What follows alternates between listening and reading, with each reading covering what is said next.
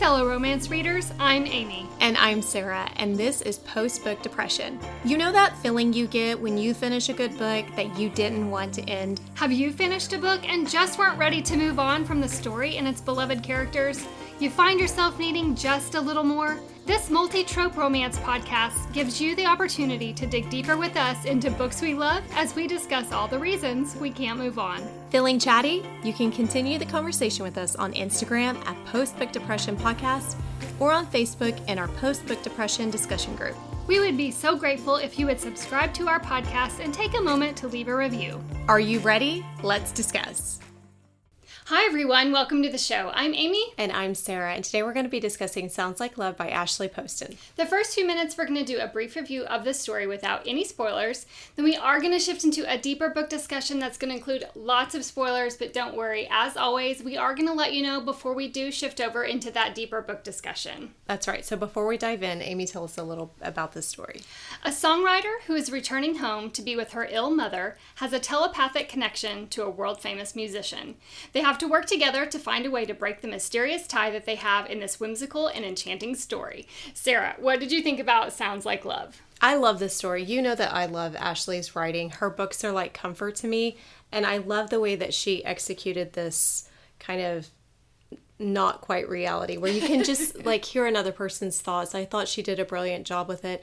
And one of the things I love about her books is she always has something a little bit deeper, more than just the love story. There's always something else that you can dive in deep into her stories. And so I feel like the whole dynamic with her mom and also just falling in love with a person through, you know, having a misinterpretation of who they are and then hearing their thoughts to figure out who they are. I don't know. I loved it. I thought the hearing of the thoughts was a very interesting twist. Nothing like we've ever covered before. I love the flirty chemistry between the two characters, the whole story, and just that also the depth to the story that she always brings to the stories that she writes. It's just beautifully done. Yes, I agree. Let's get into those ratings. Angst. This was just a 1.5 for me. Me too. It wasn't over angsty. I totally agree. Humor. 2. I did 1.5. There's some chuckling, some lighthearted moments, and some laugh out loud moments. Yeah. Spiciness. 1. I did 1.5. It's very tastefully done, not overly so. Yeah. Tears. Like a 1.5 because, and I feel like it could go up given what they're kind of dealing with, but it's not a sad story. There's just some kind of sad moments throughout. It's not a sad story. I did give it a 2. The storyline with the mother aspect being ill was hard for me to read just because I've lived through some hard things with my mother being ill. So in those parts, I did cry at times, but just because I had that connection. So that's more so why for me personally, I rated it a little bit higher. Yeah, and it does, I would say a little bit of a trigger warning with that. If you've ever walked through dementia with a family member or Alzheimer's, I know that we have listeners and I myself, so definitely going in, you want to be aware of that if it's something that you're sensitive to. It is a part of this story. Yes, overall This was a 4.5. I really loved this story. Me too. I'm a huge fan of Ashley's work. This story was very engaging. I loved the whimsical nature of her stories, and she tends to weave those throughout, which I really like. And this was a unique and fun twist on a relationship like I haven't read before. I know. So, and it had music. It did have music. That concludes a spoiler-free quick review of the story. Now we're going to shift over into a deeper book discussion that's going to include lots of spoilers. So if you haven't read this story, please stop, go check it out, and then come back and join us on our deeper discussion.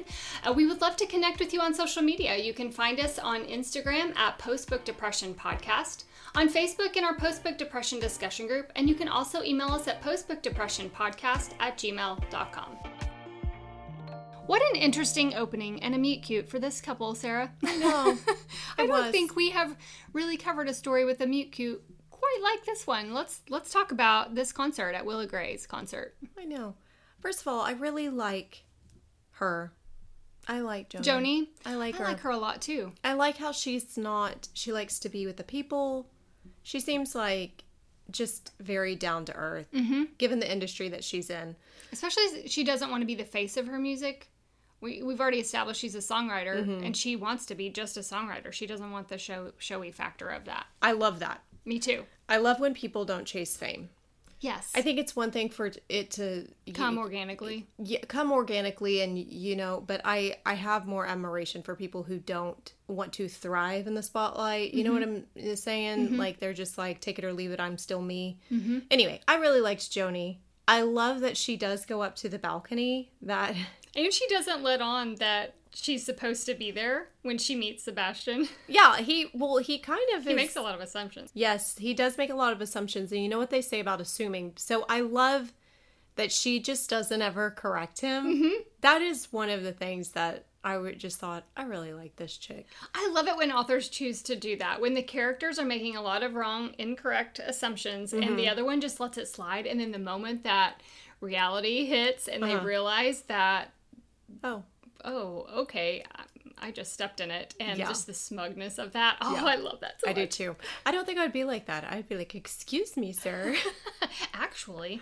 Yeah. Especially when he's talking about the song. To add to this nice little angsty moment where he is wrongfully making assumptions about her, Willa has a kiss cam at her concert. What in the world? That was so funny to me, first of all, that there would be a kiss cam at a concert. Yeah.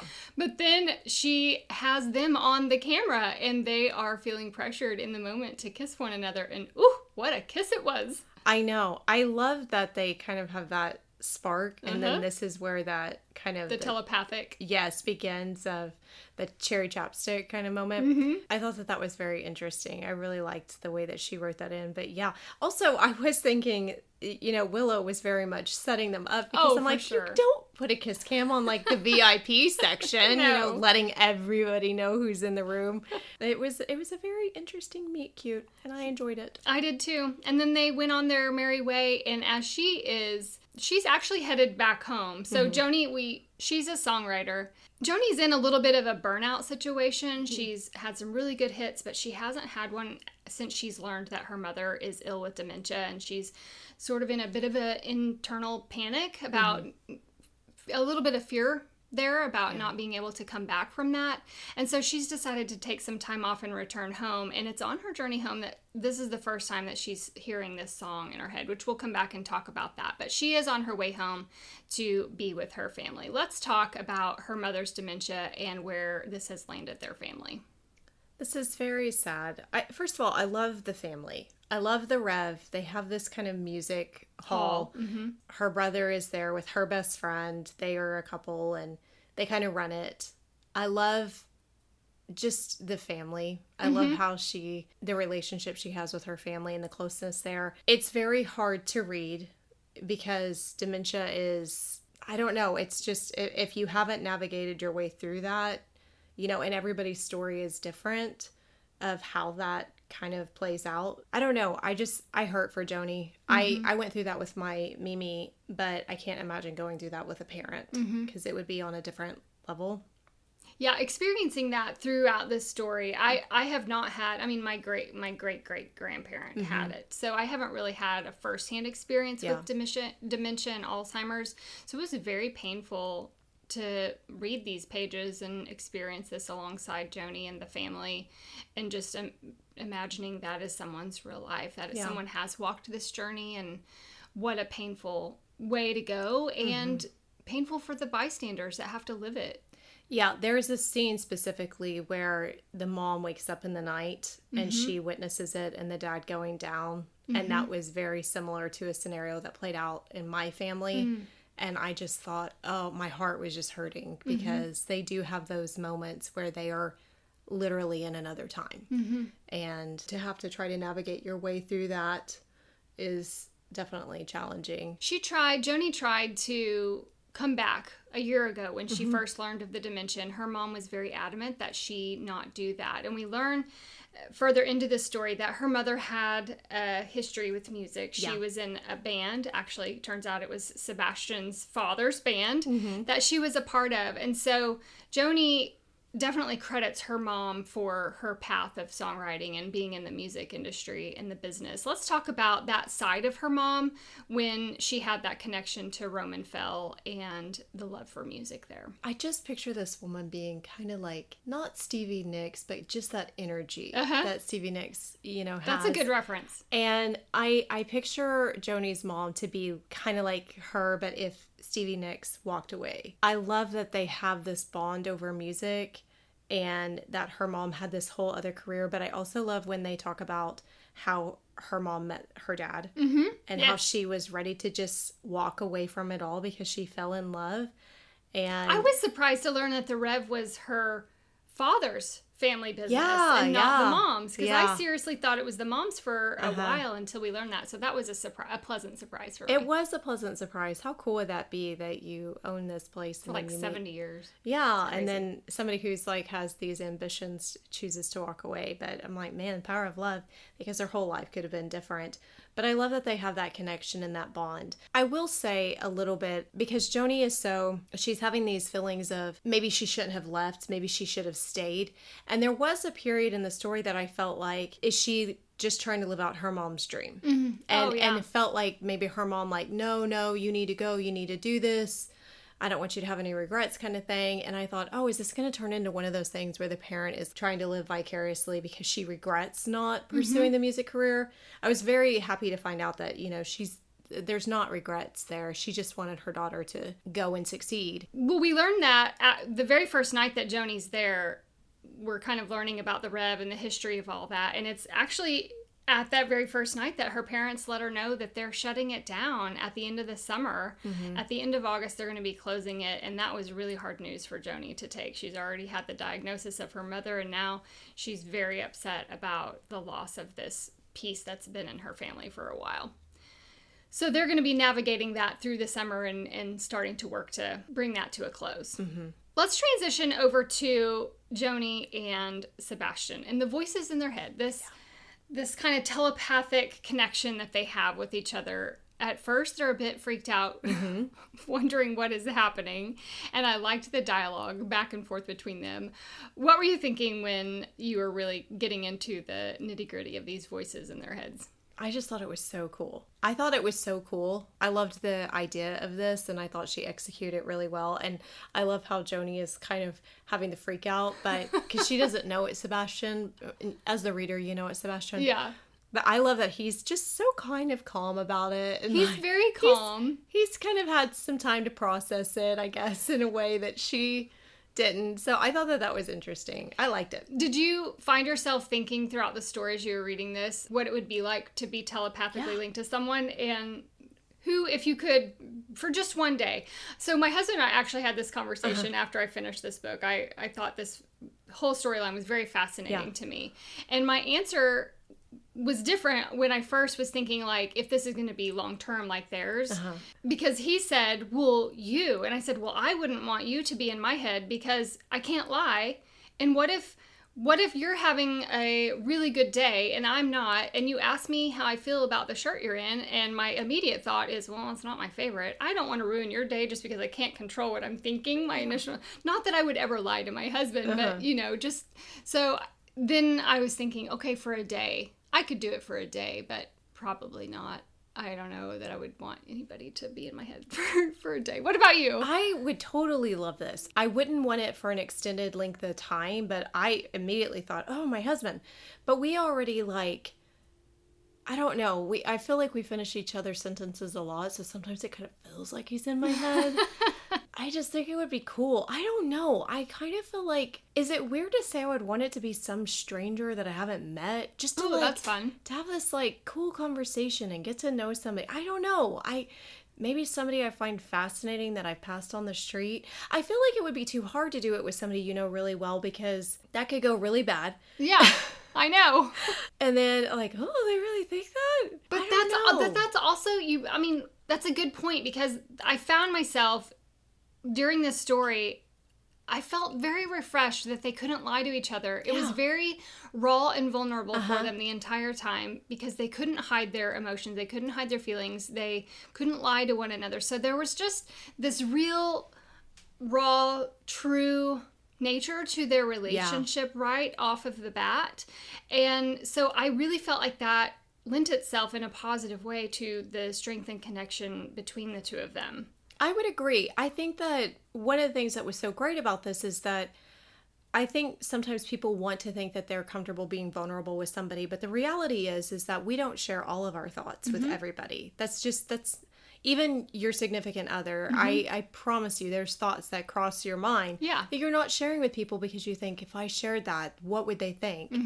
And so I like that they're able to, it puts them in a very vulnerable state. I think a stranger, I think you hit it on the head. I think a stranger would be the best option. I do. I think it would be, I would love to do it with my husband for extended time, not like long term. Short term. Short term, not extended. Let's shift over, because part of this kind of transitions over into some confusion that I had around when it was very first starting out. I'm trying to get the groove of it. When she runs into her longtime friend, and they actually dated, Van, this guy that broke her heart, basically. And so I had some confusion in the fact that, could he also hear what was happening around? Because there were comments that he made in his mind about Van asking her out and things. And so at times it felt like he was in the room with her, but I couldn't really grasp onto, is that because of the thoughts she's having and he's hearing her side and he's just translating that? What did you feel like? And am I way out in left field there? No, I had that same confusion, but then he later says, I can't hear something. And then, but he could hear her, like with the phone number, she said it. She did say the phone number. But he said, you thought it.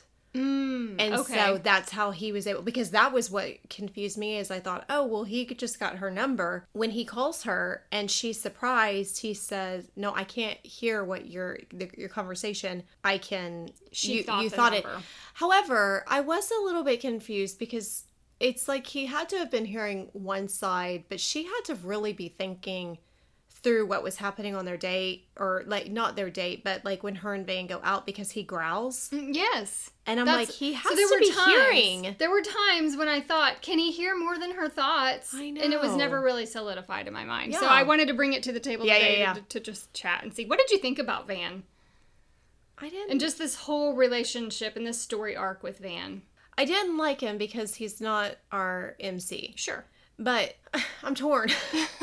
I didn't really want him in the story because he added a little bit of angst for me, which is intentional, obviously. I don't think he's a bad guy, though, because it seems like he might be interested in her. I think they just wanted closure. I did think it was a little bit arrogant that he thought the song was about him. Oh, yeah.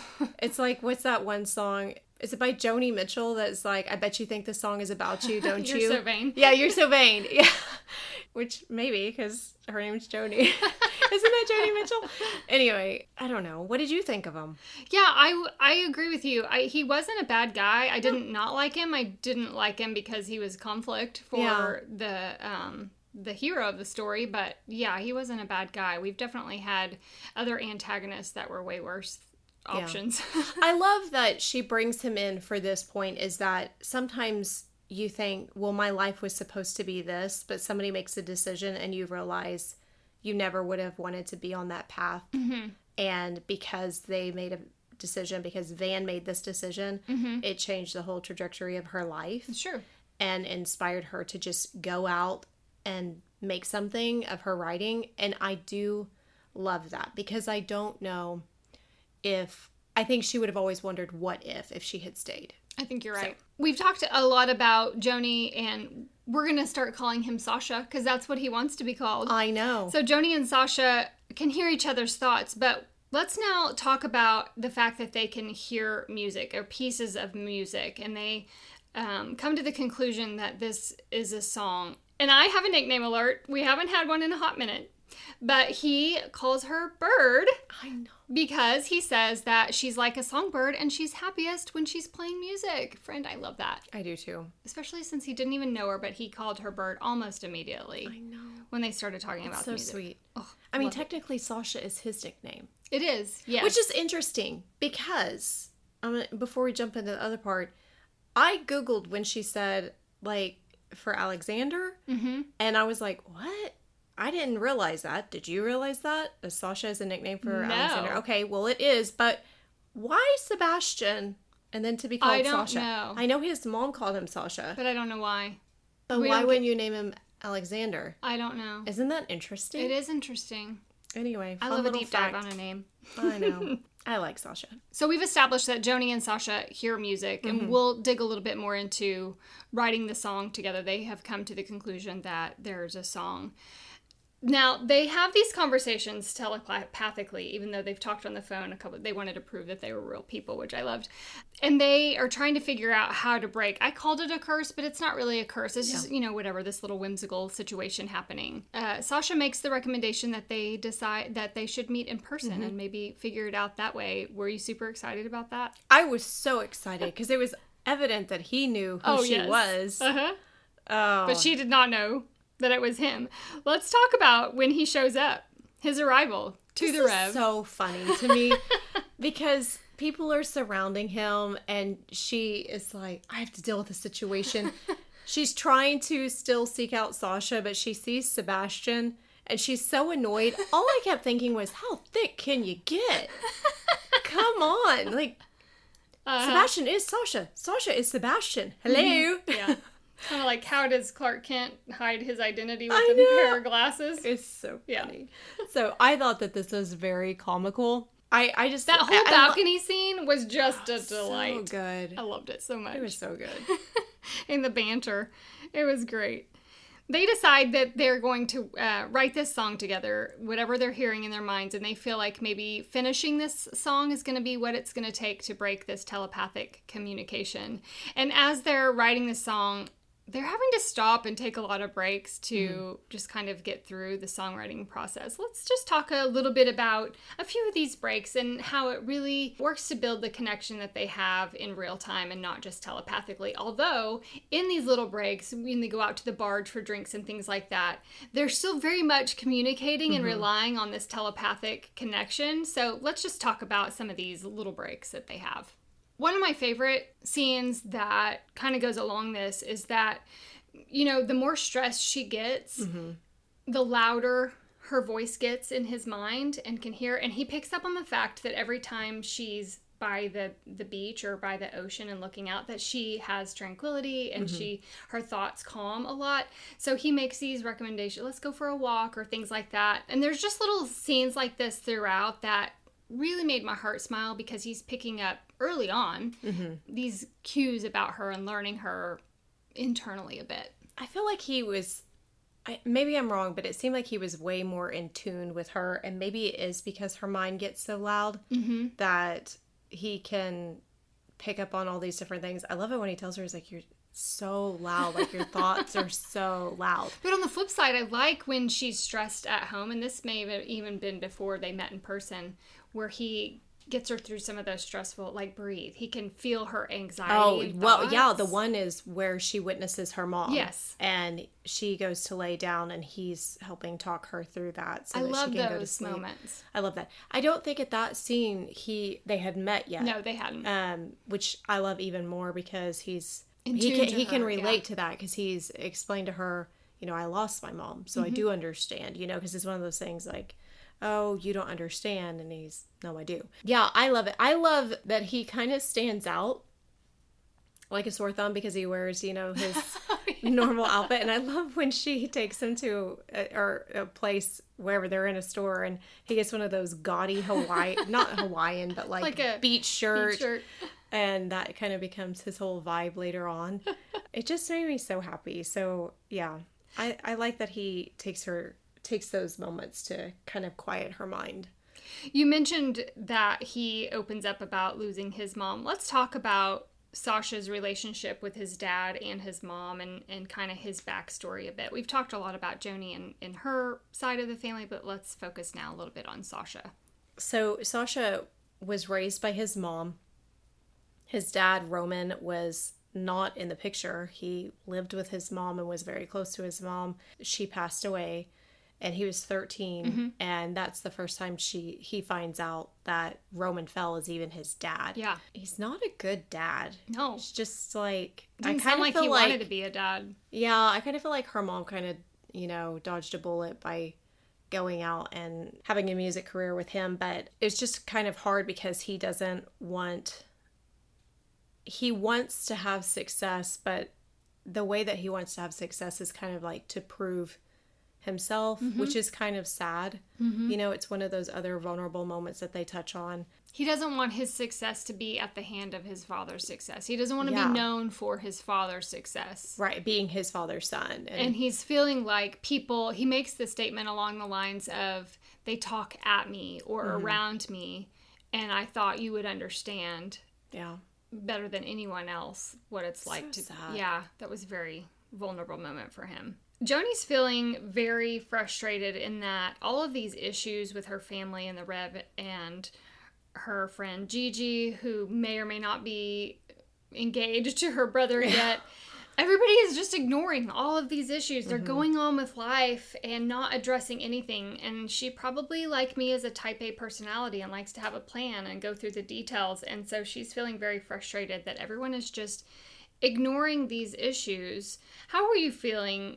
Were you on Joni's side or were you more on the family side? A little bit of both. I felt like it wasn't fair that Joni felt like her brother should want to keep the Rev open because he was relieved and Gigi was relieved. I kind of thought you had the freedom to go and chase your dream. Why won't you allow them to see what their dream is?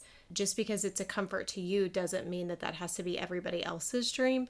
So I felt like that was very unfair. And I was proud of them for just, stating like, I don't want it, and I don't feel that way. I did find it odd that nobody offered it to her because she writes music, so she can write from anywhere. Yeah. She doesn't have to I found that strange too. in LA.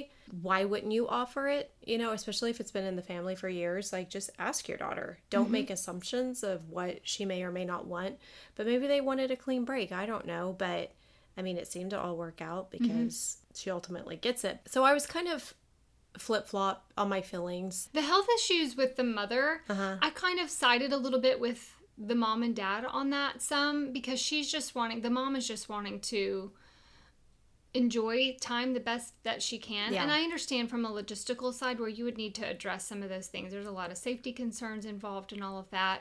But I can also see in the moment how her dad, with so much on his plate having to deal with this situation, her medical health, that he would push that aside and just the emotional heaviness of that, needing to ignore that a bit and just kind of live in the moment. So I felt like for the mom's medical things, I was kind of siding a bit with them just covering it up a bit and just not really talking about it. And they had probably already talked about it before without Joni. I mean, on the medical side of it, I do feel like she should be made aware.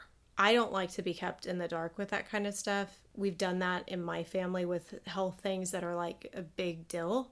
And then by the time it rolls around, you're like,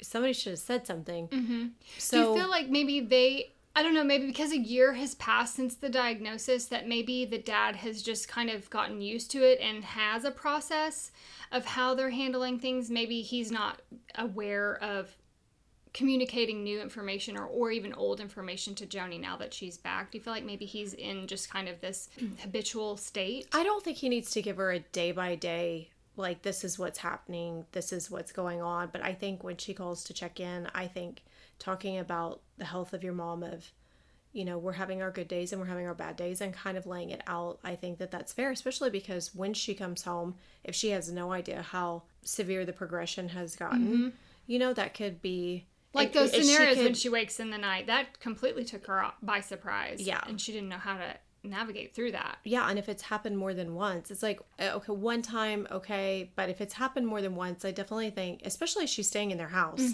she should have been made aware. Yeah, that makes sense. Because when you're living with someone with dementia, you definitely need to have everyone if you aware. Hear them getting up, you need to, this is what we have in place to prevent them from leaving the house in the night. I think, I don't know. I understand the parents' point of view, but I also feel like as the daughter, I would not want to be kept in the dark. I would 100% be Joni.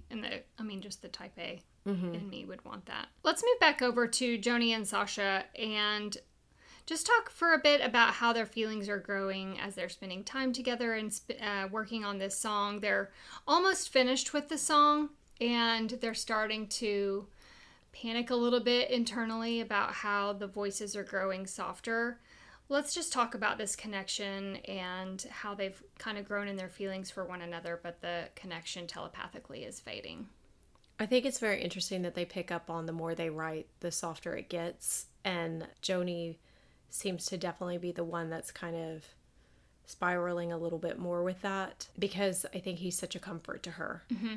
Which also, what an interesting take. You're sitting there dealing with a parent who has dementia and their mind is under attack, to write a story about somebody who can hear somebody else's thoughts. It's very nice parallelism. I know, it's very interesting. But I don't feel like, I feel like Sasha, we kind of know, a little bit how he's feeling, but really it kind of comes from him. Like, I think we kind of know more about Joni spiraling over it. I think so too. Well, there's news of this tropical storm that's moving through, and the angst of that is starting to increase. She's feeling pretty good about it because it hasn't really escalated until it does escalate.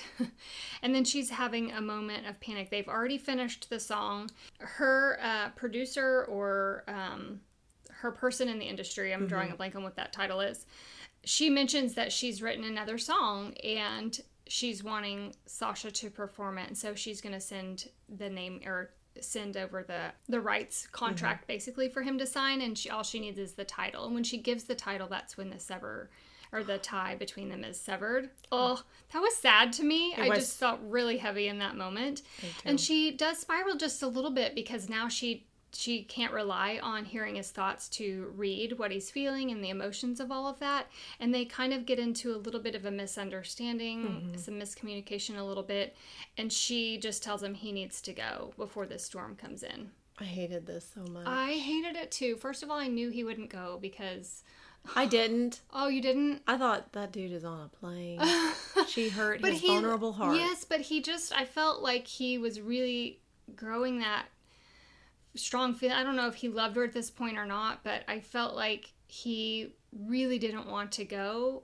And I think just in my heart of hearts, I really wanted him to not get off the island safely. Yeah.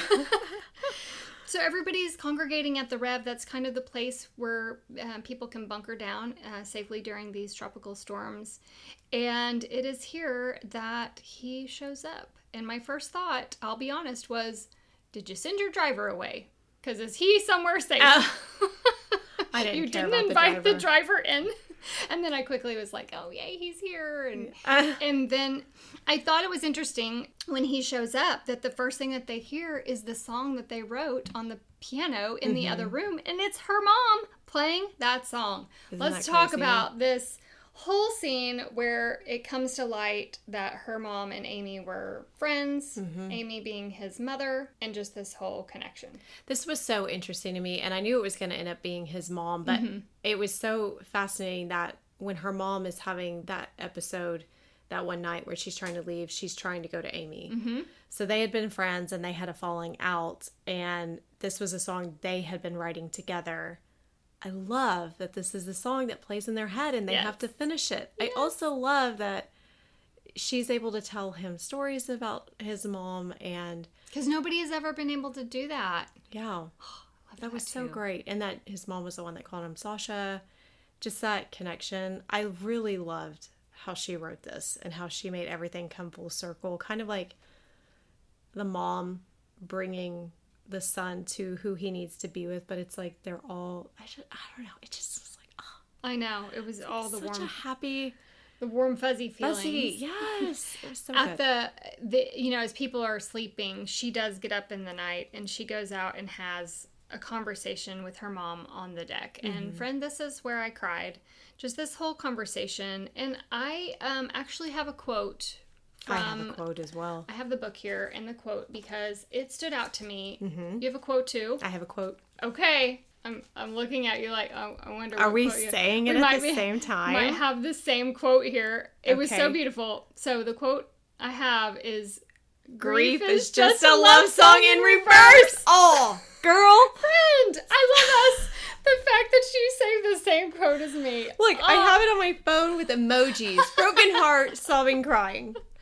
Oh my gosh. As soon as I read that, I went and grabbed my phone. I was like, oh, that's going in my notes. Same. I took a picture of I have the paper copy of the book, and I took a picture of it to save because it just spoke volumes to me. It's so profound.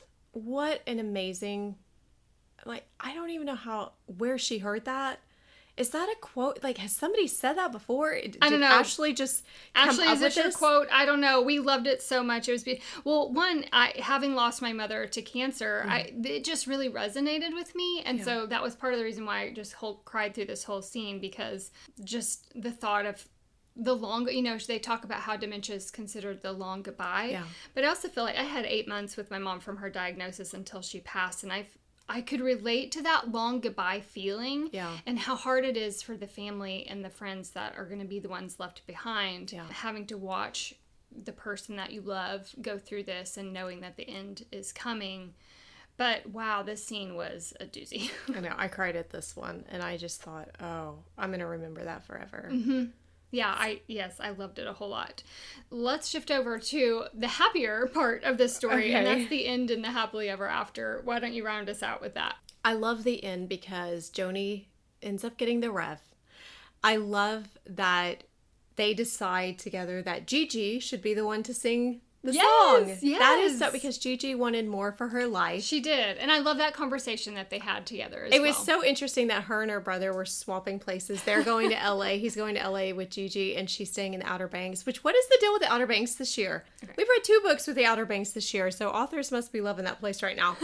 And she ends up staying. I love that Sasha ends up moving out there, that they write together. This is so great. Just kind of the way that he goes about things of like, should we do this? And should we do that? He's just so sweet. I also love that the author didn't write it where they just kind of jumped in to. Yeah. It took its natural progression in their relationship, which I appreciated. I love the way they move in together and the whole proposal and everything. It was just, she does it again. It's one of those books. It's like, it has depth. It has a heartfelt story, love story, but also there's just so much more around the family. Mm-hmm. She just gives you this book that leaves you like with comfort feelings. Yes. And I love her writing so much. And I do love, it's heartbreaking because her mom does pass, but I love how she kind of tells how they're going on, and they're living their new normal. And she puts the picture over in the Rev of her mom and Amy over the one that had Roman Fell in it. I love that. Oh, and we have to say that she gave Sasha the $1. Yes, because she said, I bet somebody that they would come back, and it's pretty much her coming back. That was a good point. Yes. Well, that wraps up our discussion of Sounds Like Love. We hope you enjoyed it and want to continue the conversation with us. You can hit us up on Instagram at Postbook Depression Podcast, or on our Facebook at Postbook Depression Discussion Group. You can also email us at postbookdepressionpodcast@gmail.com. Until next time, keep reading.